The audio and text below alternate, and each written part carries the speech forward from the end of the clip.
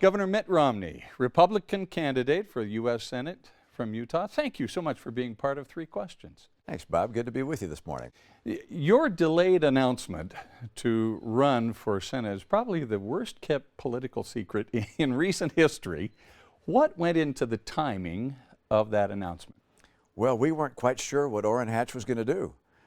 He had spoken about perhaps retiring at some point, but you know, he has a lot of clout, a lot of influence in Washington, and I think he was wondering whether he might want to stay.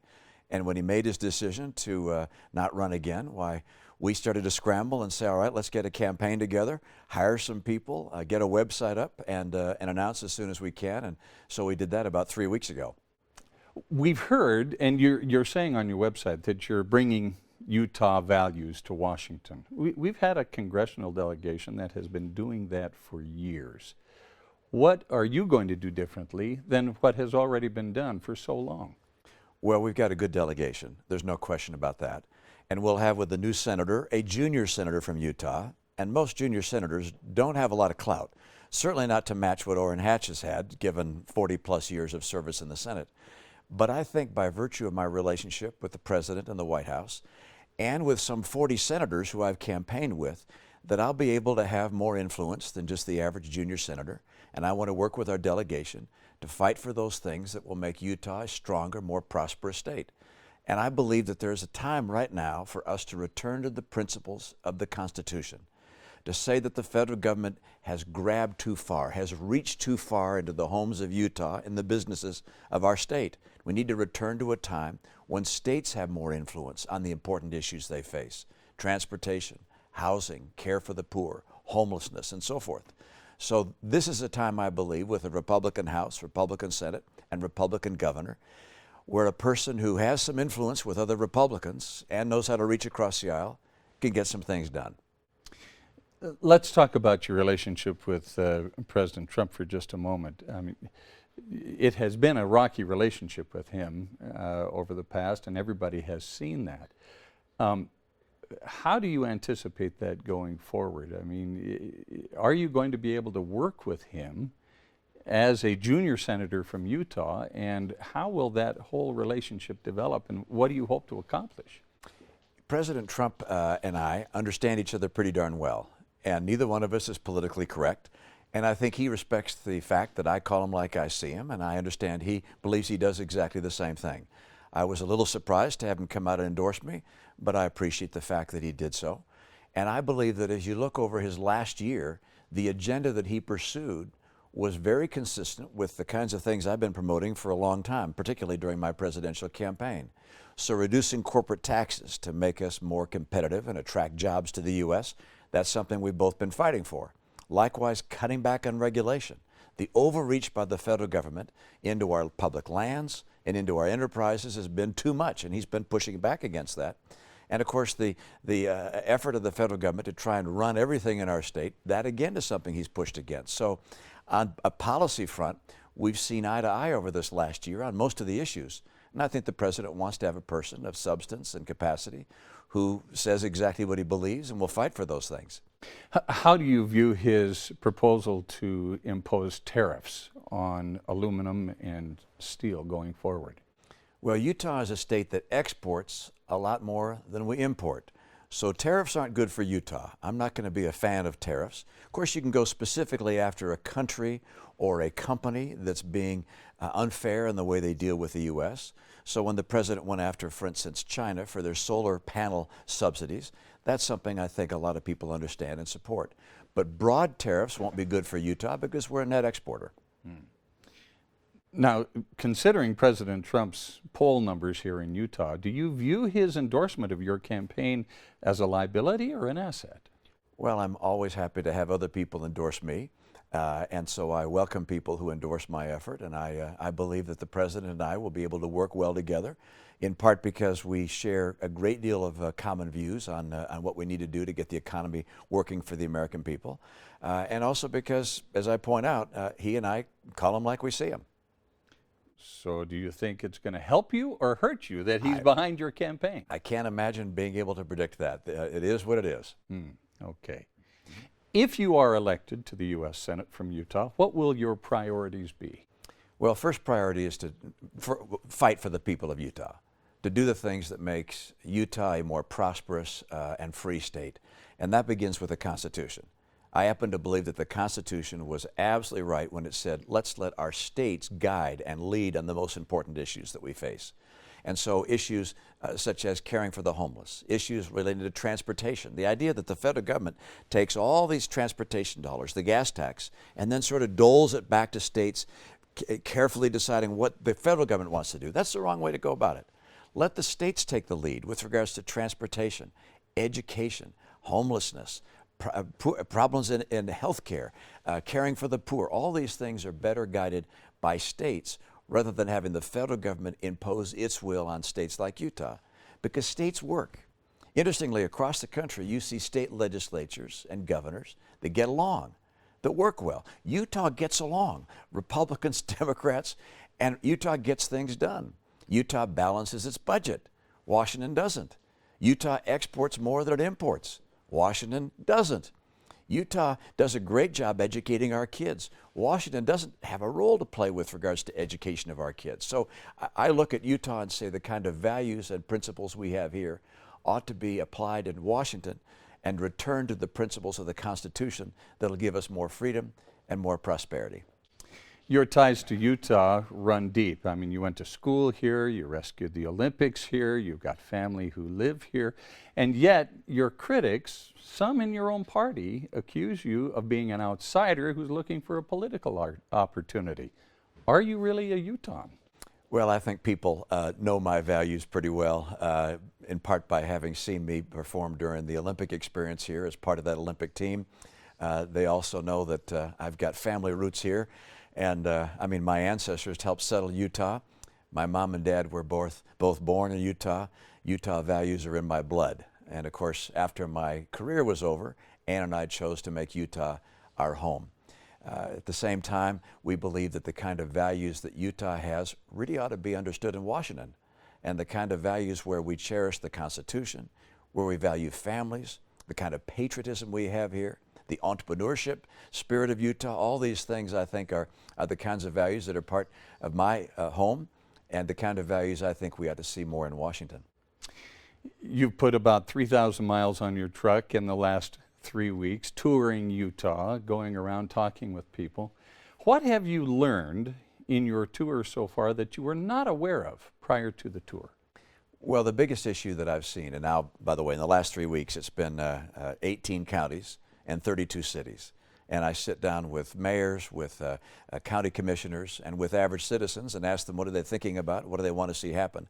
And the number one issue people talk about in almost every single circumstance is the overreach of the federal government, where people are saying, look, we want more involvement in decisions relating to our lives, particularly in outstate Utah, relating to public lands.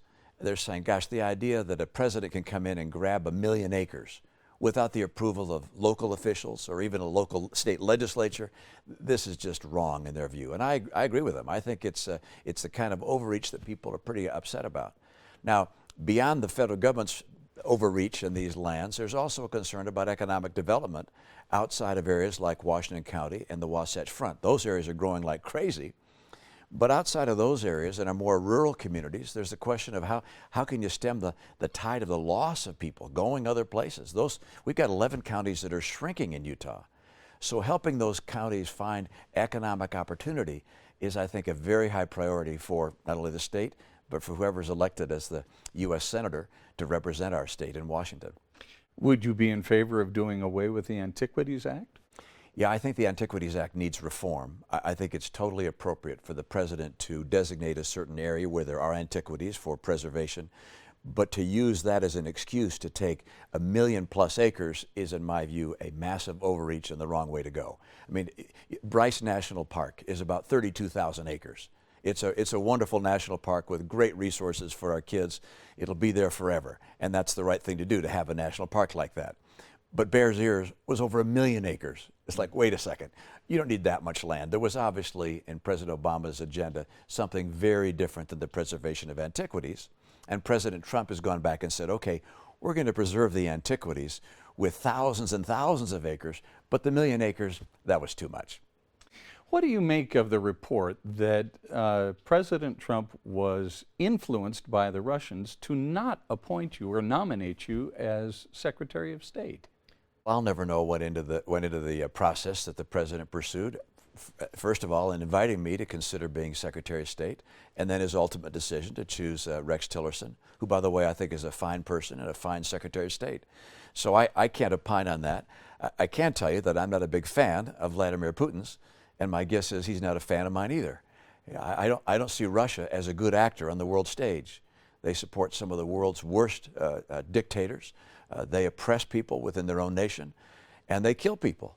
Vladimir Putin's administration has killed journalists and political opponents. It is in no way a nation that we should to emulate or admire. The people there, I'm sure, fine people, but the Vladimir Putin administration has been, I think, a very oppressive regime, authoritarian regime, and he tries to interfere in democracies like ours and other Western democracies with the effort trying to, if you will, discredit democracy, and that simply can't be tolerated. From what you have seen, was there collusion or is there collusion between the Putin administration and U.S. elections or the Trump administration? Well, I think there's no question but that the Russian government under Putin tried to interfere in our election. I don't think they had much impact in the ultimate outcome, but whether or not there was involvement between various people, whether in the Clinton camp or in the Trump camp, that's something that the special investigator will look into, and we'll see what the results are of that, but I have no way of prejudging that. On the current path, with the two entities in place, the Putin administration, the Trump administration, where do you see the relationship between those two administrations and ultimately the two countries headed if we continue on the same path? Well, I think showing strength is the best way to begin a bargaining communication with another nation. And standing up for our values, I believe, is essential. Having a strong military and updating our military, as the President has proposed, I think makes a lot of sense. But then, of course, you always reach out and say, hey, we're happy to talk, but recognize that we're not going to compromise our principles. We are American. Americans stand for freedom. We stand for the principles of the Constitution. And we're happy to speak with other nations and maybe even forgive some of the crazy things you might have said. But we're going to shake hands and talk and try and get you to move into the family of responsible nations and not be an organization that tries to attack democracy and attack the free people in the world. What do you make of the recent developments out of North Korea, where Kim Jong-un is saying, no, we are happy to talk about denuclearization? I'm always happy to talk and to listen to what other people have to say. Unfortunately, Kim Jong-un and his predecessor have spoken with Americans and with others in the world an awful lot over the years, and they talk, but then what they do is very, very different. And I think what President Trump has shown them is that we have a very strong hand, we have a very strong fist, we have extraordinary military capability, as well as economic sanction capability. And talk is going to get them nowhere. It may be a start, but talk alone will get them nowhere. And they're going to have to actually reverse their course on nuclear weapons and denuclearize and stop sending nuclear technology to other nations in the world if they want to see sanctions reduced and see the goodwill of the world. You have a commanding lead in the polls right now in this race for U.S. Senate here in Utah. Do you anticipate debating your Democratic challenger and any other candidate who may enter the race? Well, there is a debate commission in Utah, and I'll follow the recommendations of the debate commission, but I expect that I'll be debating. It's part of the political process. It's a short window in getting to know a candidate, but I'm very fortunate that people in Utah already know who I am. They've seen my campaigns. They've seen me during the Olympics. They know my family. And as a result of that, I think people have a pretty good idea who I am and what I stand for. But debates are a good part of the process, and I look forward to participating in them. The skill set that you used to be governor of the state of Massachusetts is a different skill set from being a U.S. Senator. How do you anticipate the translation from one skill set to another? Well, I have to be honest, which is the job I wanted was to be President of the United States. But I didn't get that job. And just because you don't get promoted to general doesn't mean you stop fighting. And I want to keep fighting for the things I believe in and for the principles of the Constitution. I'm a budget hawk. I want to cut back on the excessive spending and get us to a point where we don't owe trillions of dollars to other people. I'm also a guy who believes in helping care for the poor and pulling people out of poverty. We lock people in poverty now with some of the programs we have. I believe in legal immigration, but I want to stop illegal immigration. And these are the kinds of things I'm going to keep fighting for. And even though I can't do it as the President of the United States, because I didn't get that job, I'm going to keep fighting as a U.S. Senator if I become elected. And I believe by virtue of the work I've done around the country in the ensuing years, I'll have more influence than I might otherwise have. Assuming you win the election and win a seat in the U.S. Senate, could that be a springboard to running for president again? Well, I want to dispel the rumor that the only reason I ran for president was as a springboard to become the United States Senator from Utah. That's just not the case. And this is so that is not true. That is not true. That is not true. Thank you for clearing that But up. I would be honored to be able to serve from the state of Utah as our United States Senator. But this is about fighting for the things I believe in. The Republican Party will almost certainly nominate President Trump for a second term. And the Democrats, I don't know what they will do, but my guess is they'll perhaps pursue a populist on the left, and I'm not sure whether their party has a great future in mind. Do you see, under any circumstances or scenario, another run for the White House at some point in the future? I do not see that. I watch a show now and then called Designated Survivor, and maybe that's the only circumstance that you'd see anything of that. No, there's nothing of that nature in the future. Have you ever seen that show? I've not seen it. Well, this is a show where the entire government of the United States is in the Capitol, and this terrible terrorist attack occurs, and the lone person, I think it was the Secretary of Housing and Urban Development, who was about to be fired, becomes the president. So. Who, me? Yeah. Really? It'd be your turn. I Are you think your shot is as good. I think a show would be a lot of fun where you just clipped these portions of the interview. Oh yeah, wouldn't that be fun? And just one after the other, As a candidate for U.S. President, nominee for the Republican Party, and going right up to that election, you were privy to some information. They were probably giving you not only Secret Service coverage, but you were probably in on some briefings, I would imagine, that in the event that you became president, you'd have to have some information. I mean, that's a lofty campaign.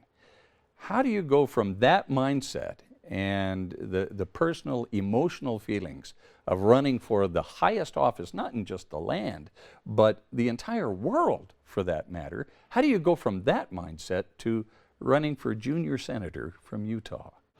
Well, I begin by pointing out that my life is not defined by the job I have. My life is defined by the relationship I have with my wife and my children and my grandchildren. That's the most important thing to me. That's what life is all about. And likewise, my faith and my belief in God and in His Son, Jesus Christ. These are the things that define who I am. And winning or losing elections has an impact on whether or not I can serve and be effective in fighting for the things I believe in or not. So I care about those things, but they don't define me. And I will continue to fight for those things I believe in, whether I do it as a citizen going to a caucus. And by the way, I hope people throughout Utah go to the caucuses. Go to the caucus, get involved, support me, I hope. Come to the convention as a delegate if you become a delegate. But grassroots involvement is essential to our party and to our future. But whether you're doing this from a position of strength or doing it from a position just as an average citizen, these things make a difference. And I think when it's all said and done, you turn to your family and you say, these are the things I fought for. These are the things I tried to do to make life better and to preserve our freedoms, to maintain the principles of the Constitution. And they don't care whether you did that from the high and lofty visible places or whether you did that at the grassroots. We're all in the fight together. One last question, and I need to ask you this. You're well aware of the civil war going on inside the Republican Party here in Utah, to the point that some were talking about not even allowing you to run as a Republican because you're gathering signatures. What do you make of that civil war in the GOP here? Well, because I'm running for office, I'm kind of biased, and therefore I'm recusing myself from the process that the party will go through to determine how it's going to select its candidates. Right now, I'm fighting like crazy as part of the caucus process. That's why I'm going to every county in the state before the convention, meeting with caucus officials, with county officials, city and town officials, and presumptive delegates to ask them come out and support me. I mean, we put a site up called teammit.com. We want people to sign up to become delegates in this caucus process and to attend the caucuses. So I'm fully involved in the caucus convention process, but I'm going to stay out of deciding or trying to weigh in on what the process might be for future candidates. Well, Governor Mitt Romney, Republican candidate for U.S. Senate from Utah, thank you so much for being part of Three Questions. Thanks, Bob. Good to be with you.